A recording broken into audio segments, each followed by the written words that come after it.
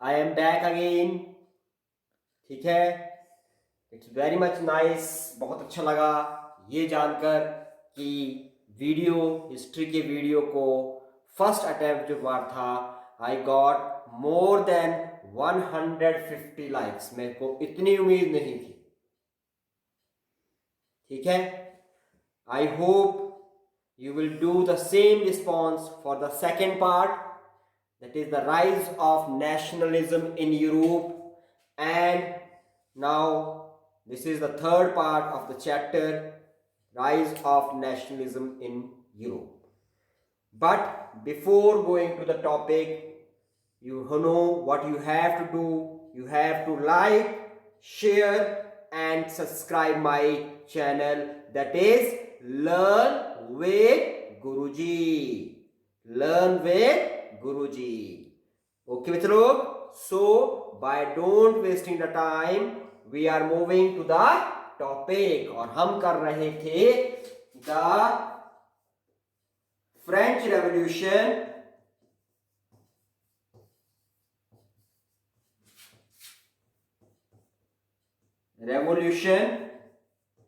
and idea of nation state. Idea of nation state. Idea of nation state, ये कर रहे थे हम। ठीक है, और इसमें हम जो करेंगे वो करेंगे आपके नेपोलियन का पार्ट। तो ये तो मैंने आपको बता दिया था कि नेपोलियन के जो फ्रेंच रेवोल्यूशन के आइडियाज थे वो आपकी यूरोप की दूसरी कंट्रीज में भी जा रहे थे, और वहां जो थी वो नेपोलियन की आर्मी जो थी या फ्रेंच आर्मी जो थी वो आपकी डिफरेंट यूरोप की कंट्रीज में जा रही थी।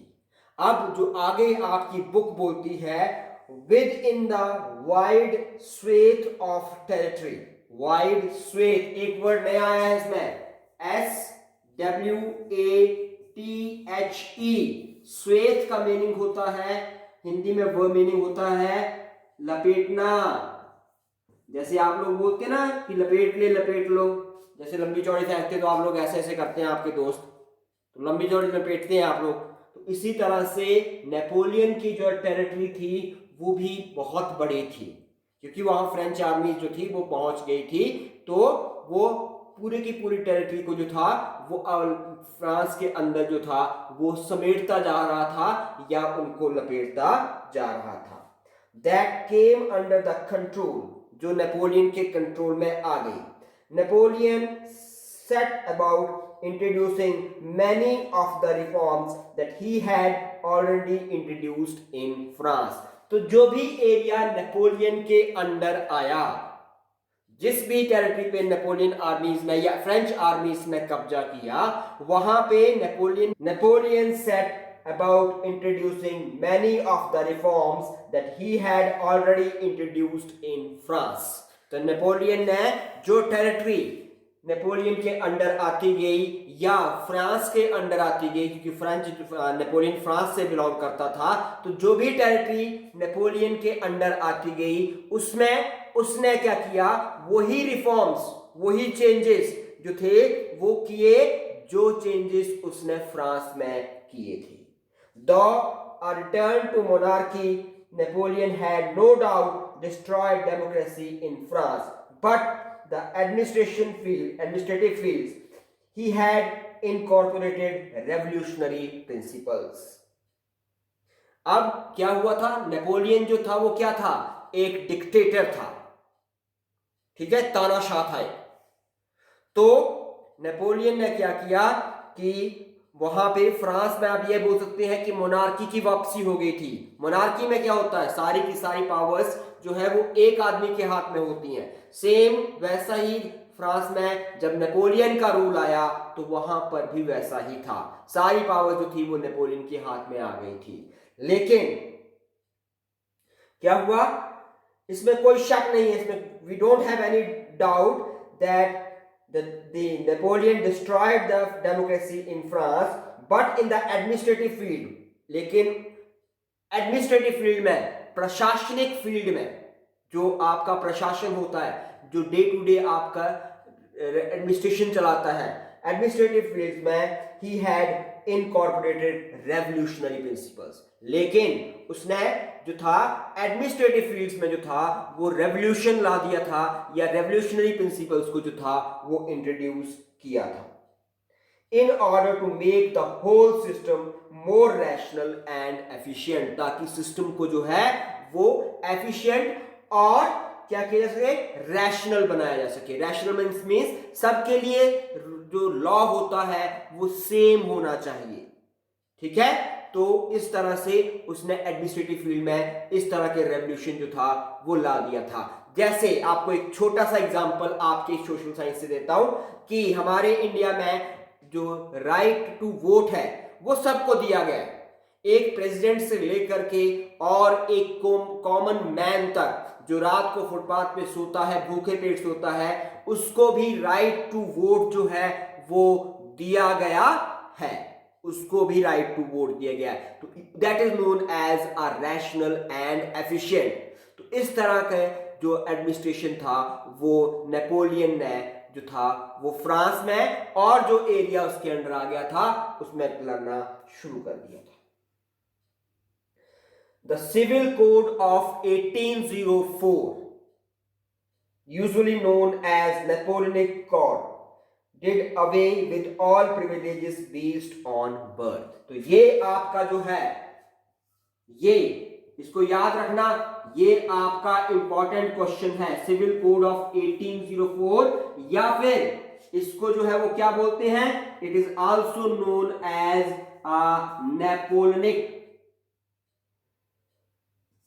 नेपोलियनिक कोड, इसको नेपोलियनिक कोड भी बोलते हैं। अब इस कोड में क्या था, ये आपका एक इंपॉर्टेंट क्वेश्चन है CBSE point of examination point of view से। तो इसमें उसने क्या किया था, मैं आपको पॉइंट वाइज समझाता जाता हूं। Number first point, he did away with all privileges based on the birth। Birth number first point है, याद ध्यान से सुनना। he क्या किया था, he did away with all privileges based on the birth। Privileges क्या होते हैं, प्रिविलेजेस होते हैं जो अधिकार होते हैं।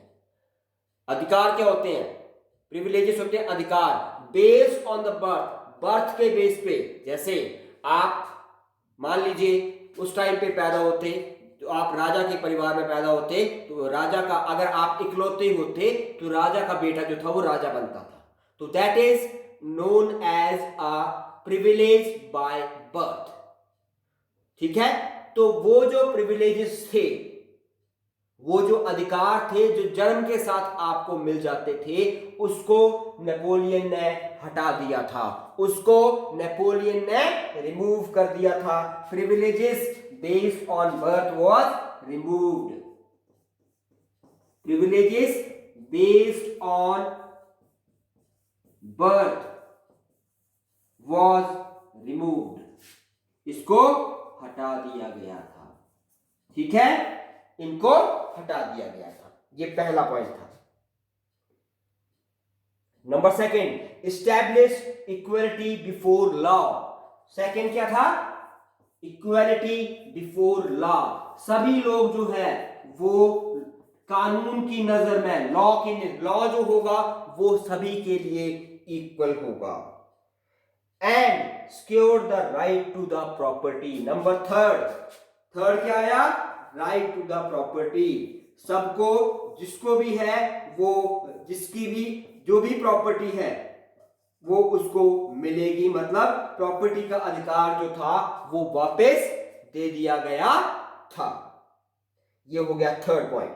Fourth point, this code was exported to the region under French control in the Dutch republic, in Switzerland, in Italy, in Germany, ठीक है। तो ये सारी की सारी चीजें जो थी वो फ्रांस से अलग अलग कंट्रीज में जो थी वो कैरी फॉरवर्ड की गई थी। ये पॉइंट आपका नहीं आएगा इसमें, नेपोलियन कोड में ये पॉइंट आपका नहीं आएगा।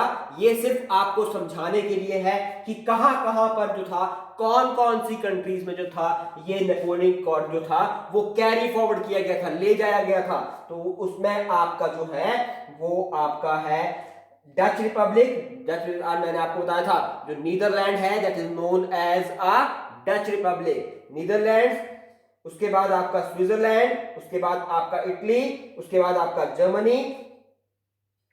इन सभी एरियाज में जो था ये नेपोलियनिक कोड जो था वो कैरी फॉरवर्ड किया गया था। अब आएगा पॉइंट नंबर 4।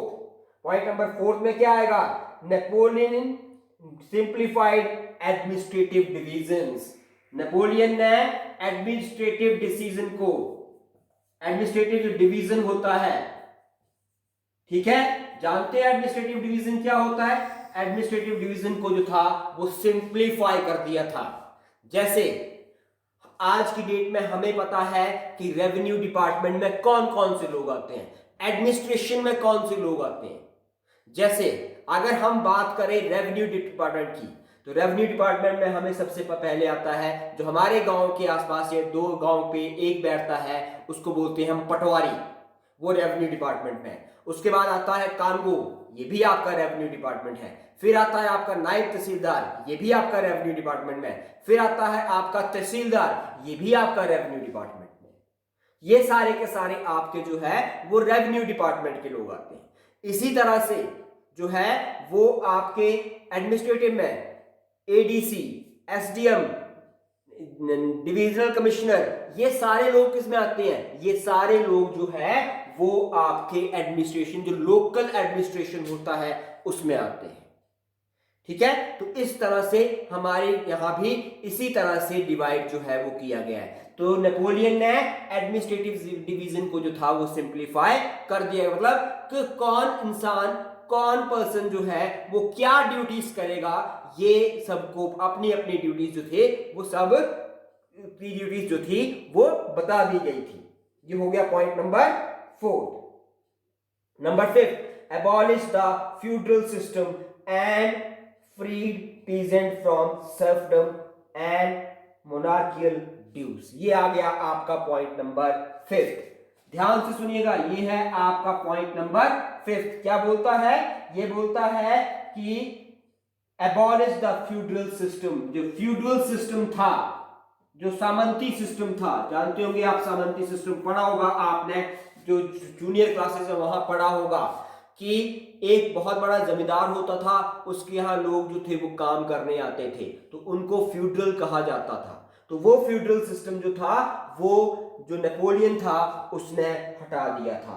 उसके बाद जो बेगारी करते थे लोग, बेगारी मीन्स मैं कोई लैंडलॉर्ड हूं और XYZ ये मेरे पास काम करने आते हैं, लेकिन मैं उनको काम करने के बदले में सैलरी नहीं देता या कोई गिफ्ट या सैलरी नहीं देता हूं, तो that is known as a serfdom. तो वो सर्फडम जो था वो आपका जो था वो हटा दिया गया था, सर्फडम। और मोनार्कियल ड्यूज जो थे, मोनार्कियल ड्यूज क्या होते हैं? मोनार्कियल ड्यूज होते हैं आपके जो आप राजा को कर देते थे, जो आप टैक्सेस पे करते थे मोनार्की को, वो भी सारे के सारे जो थे वो आपके जो थे वो नेपोलियन ने हटा दिए थे। ये तो आ गया आपका point number 5। Point number 6, in the towns 2 guild restrictions were removed. ये आ गया आपका पॉइंट नंबर 5 और ये आ गया आपका पॉइंट नंबर 6। गिल्ड रिस्ट्रिक्शंस जो थी वो हटा दी गई थी। गिल्ड रिस्ट्रिक्शंस क्या हो, गिल्ड क्या होती है, पहले हम गिल्ड की बात करेंगे, उसके बाद हम रिस्ट्रिक्शंस की बात करेंगे। गिल्ड होती है जो प्रोड्यूसर्स होते हैं वो अपनी एक ऑर्गेनाइजेशन बनाते हैं। प्रोड्यूसर जो होते हैं वो अपनी एक ऑर्गेनाइजेशन बनाते हैं और कोई भी नया प्रोड्यूसर उस ऑर्गेनाइजेशन की मंजूरी के बिना उस ट्रेड में या उस मैन्युफैक्चरिंग में एंटर नहीं कर सकता। जैसे फॉर एग्जांपल ABCD ये 4 लोग हैं, ABCD ये 4 लोग हैं और इन्होंने एक ऑर्गेनाइजेशन बनाई and they made a soap. ये लोग साबुन बनाते हैं। अब एक 5वां इंसान है E, ये 5वां इंसान भी साबुन बनाना चाहता है, लेकिन अगर ये लोग 4 लोग इसको परमिशन नहीं देंगे तो ये अपना साबुन नहीं बना सकता और ना ही उसमें ट्रेड कर सकता है। तो that is known as a guild. तो गिल्ड की रिस्ट्रिक्शन जो थी, रिस्ट्रिक्शंस होती है जो बाधाएं होती हैं, गिल्ड की जो बाधाएं थी वो नेपोलियन ने टाउन्स में से हटा दी थी। मतलब कोई भी आदमी कोई भी ट्रेड या मैन्युफैक्चरिंग जो था वो कर सकता था। पॉइंट नंबर 6 आ गया, transport and communication. Transport and communication system were improved. ये जो सिस्टम जो थे उनको भी उसने इम्प्रूव कर दिया। ठीक है। Number next, peasants, artisans, workers and new business enjoyed a new found freedom. तो उसने कितने, नेपोलियन के कोड में कितने चेंजेस बताए मैंने आपको? 6 चेंजेस बताए। अब क्वेश्चन आगे अराइज होता है कि जो चेंजेस नेपोलियन ने किए, क्या वो लोग उनको एंजॉय कर रहे थे? क्या लोगों को वो फ्रीडम जो मिली थी वो उनको अच्छी लग रही थी? तो हम वो जो है वो आपका आगे करेंगे। तो इसमें जो था these administrative changes which were brought by the Napoleon, these changes were, ये हो गया आपका यहां पे क्वेश्चन खत्म। अब उसके बाद जो था वो आगे था कि are the common persons enjoying the freedom given by the Napoleon? Yes. The peasants, the artists, उसके बाद workers and businessmen, ये सभी लोग जो थे वो जो चेंजेस नेपोलियन ने किए थे, they are enjoying those freedom. ये सभी लोग जो थे वो एंजॉय कर रहे थे। पीजेंट्स इसलिए एंजॉय कर रहे थे क्योंकि जो आपका फेडरल सिस्टम था या फ्यूडल सिस्टम था या सर्फडम थी या आपके मोनार्कियल ड्यूज थे वो हटा दिए गए थे। गिल्ड्स, वर्कर्स और बिजनेसमैन इसलिए वो कर रहे थे क्योंकि गिल्ड की जो रिस्ट्रिक्शंस थी टाउन्स में वो हटा दी गई थी और वर्कर्स जो थे उनको ज्यादा एम्प्लॉयमेंट मिल रही थी, बिजनेसमैन ज्यादा बिजनेस ओपन कर रहे थे। तो इसलिए they all people are these enjoying the freedom. ये सारे लोग फ्रीडम को एंजॉय कर रहे थे।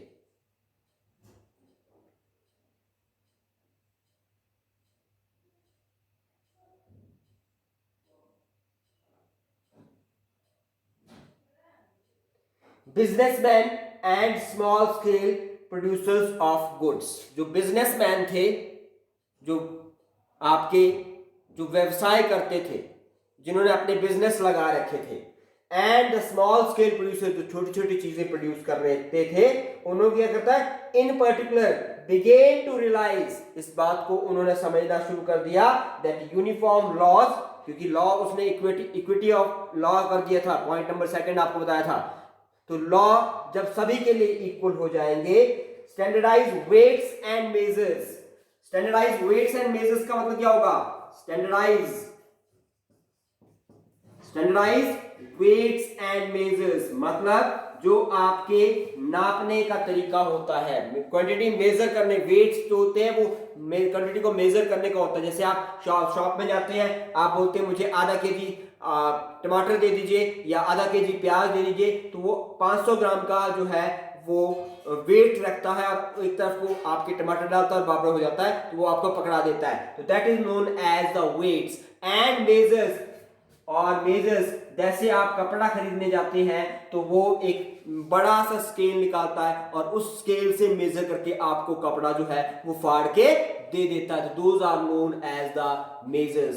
तो इसने क्या किया, वेट्स और मेजर्स को भी स्टैंडर्डाइज कर दिया। वेट्स और मेजर्स को भी इसने स्टैंडर्डाइज कर दिया। तो स्टैंडर्डाइज करने की वजह से क्या हुआ, and a common national currency. अब इसने एक और शुरुआत की थी, क्या, कॉमन नेशनल करेंसी। ये बहुत इंपॉर्टेंट है। कॉमन नेशनल करेंसी की भी शुरुआत नेपोलियन ने की थी।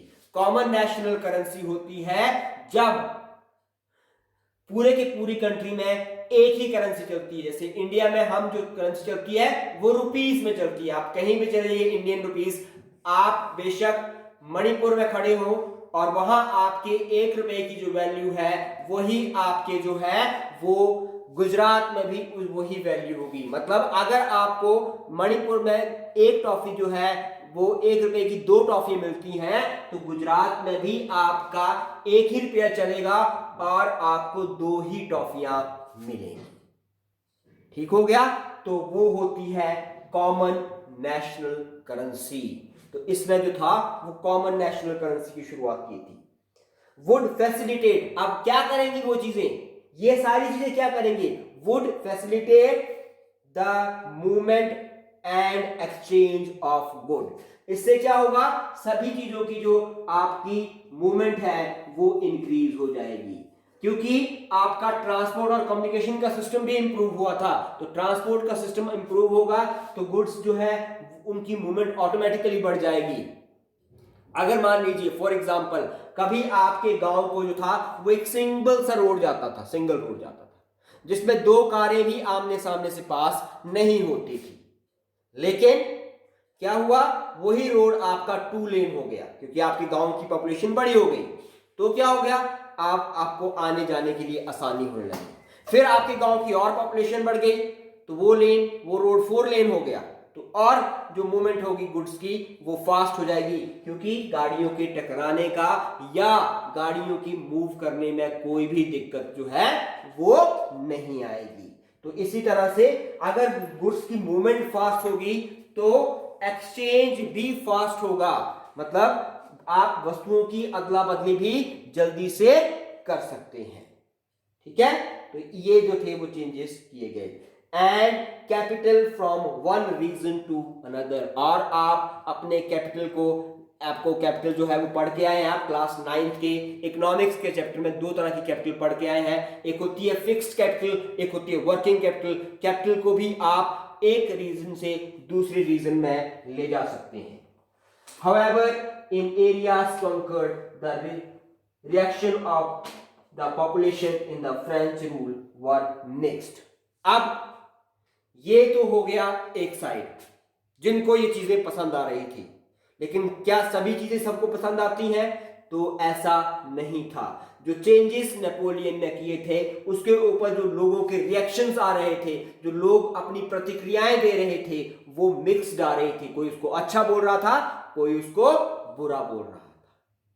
ठीक है, तो आपको पॉजिटिव में भी आ सकती हैं, आपको नेगेटिव में भी आ सकती हैं। तो ये चीजें जो थी वो आपकी पॉजिटिव में, बिजनेस के लिए ये चीजें जो थी वो पॉजिटिव में थी। तो यहां पे आपका एक 3 मार्क का क्वेश्चन ये हो सकता है कि हाउ आर द क्वेश्चन बन सकता है आपका कि the changes introduced by the, या बाय द, सिंपल अगर क्वेश्चन बनाना हो तो हम ये बोल सकते हैं कि by the business and the small scale producers are enjoying the freedom given by the Napoleon. ये सिंपल सा क्वेश्चन हो। और अगर इसको थोड़ा सा ट्विस्टेड करना है तो हम बोल सकते हैं कि Napoleon has introduced many changes in the administrative field. How in the administrative field, ठीक है, यहां तक हो गया। उसके बाद are the businessman and the small scale, businessmen and small scale producers are enjoying the freedom given by the Napoleon. Elaborate the statement by giving different opinions. इस तरह से भी आपका क्वेश्चन जो है वो बन सकता है। ठीक हो गया, तो ये आपके 2 क्वेश्चंस मैंने बता दिए। ठीक है, नीचे बात करते हैं कि क्या रिएक्शंस आ रहे थे। तो रिएक्शन जो थे वो मिक्स आ रहे थे। Initially, in many places such as Holland and Switzerland, as well as certain cities like Brussels, Mainz, Milan, Warsaw, the French armies were welcomed as a harbingers of liberty. तो जिन जिन countries में भी आपकी French आर्मीज गई, चाहे वो आपका जो था वो ब्रुसेल्स था, ब्रुसेल्स पता होगा आपको कहाँ है, आप डेमोक्रेटिक का जो मैंने वीडियो शेयर किया था पावर शेयरिंग का, उसमें ब्रुसेल्स का एग्जांपल आपने पढ़ा है। मैंने आपको बताया था Brussels is a capital of Belgium, Belgium की कैपिटल है ब्रुसेल्स। इसी तरह से मेंस, मिलान, मिलान पता है इटली में है आपका, वर्सावा आपका जो है वो टर्की में है। तो ये जहां जहां भी फ्रेंच आर्मीज गई, लोगों ने स्टार्टिंग में उनको जो था वो वेलकम किया। क्यों वेलकम किया? Because they are thinking that these armies has bought will bring a liberty in their country, इसलिए उनका जो था वो स्टार्टिंग में स्वागत किया गया। But the initial enthusiasm soon turned into hostility as it became clear that the new administrative arrangement did not go hand in hand with the political freedom. बहुत इंपॉर्टेंट बात बोलता है ये बोलता है कि जो लोगों का इंथ्यूजियाज्म था जब फ्रेंच आर्मीज इन एरियाज में पहुंची थी, स्टार्टिंग में जब फ्रेंच आर्मीज इन एरियाज में पहुंची थी तो क्या हुआ था, तो लोगों को बहुत पसंद आई थी, लेकिन धीरे धीरे वो जो उनकी खुशी थी वो धीरे धीरे गायब होना शुरू हो गई। क्यों गायब होना शुरू हो गई? इसलिए गायब होना शुरू हो गई बिकॉज क्या हुआ, बिकॉज जो एडमिनिस्ट्रेटिव चेंजेस नेपोलियन ने इंट्रोड्यूस किए थे वो उन एडमिनिस्ट्रेटिव चेंजेस तो थे, लेकिन they are not giving them the political freedom, उनको वो पॉलिटिकल फ्रीडम नहीं मिल रही थी। मतलब they didn't get the democracy और द लिबर्टी और anything that we get in a democracy. ये सारी चीजें उनको पॉलिटिकल फ्रीडम जो थी वो नहीं मिल रही थी, इसलिए उनका जो एंथुसियाज्म था वो धीरे धीरे खत्म होना शुरू हो गया। Increase taxation, censorship, force conscription into French armies required to conquer the rest of Europe all seemed to overrate the advantages of the administrative changes. ठीक है, यहां तक आपके जो है वो 2 क्वेश्चंस मैंने कंप्लीट कर दिए। Thank you, I hope you will like it. Like, share and subscribe my channel, that is Learn with Guruji.